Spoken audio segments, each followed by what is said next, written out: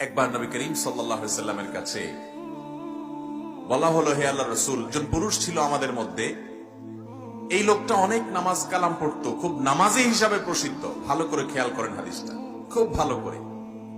লোকটা খুব নামাজি কালামি হিসাবে সবার কাছে পরিচিত ছিল। কি হিসাবে পরিচিত ছিল? নামাজি। অনেক বেশি নামাজ পড়তো, 5 ওয়াক্ত তো বটেই, নফল সুন্নত সব নামাজ পড়তো, নামাজি মানুষ হিসেবে পরিচিত ছিল। শুধু তাই নয়, সে অনেক রোজা রাখতো। রমজানের রোজা তো রাখতোই, এর মানে হলো সুন্নত নফল আর বহু রোজা রাখতো সে। খুব রোজাদার মানুষ হিসেবে প্রসিদ্ধ ছিল। আরো শুনেন, শুধু এখানেই ক্ষান্ত নয়, লোকটা অনেক সাদাকা করত, প্রচুর 2 হাতে দান করত মানুষকে। ভাইরা আমার, প্রচুর পরিমাণ নামাজ, প্রচুর পরিমাণ রোজা, অনেক বেশি দান সদকা করতো একটা মানুষ।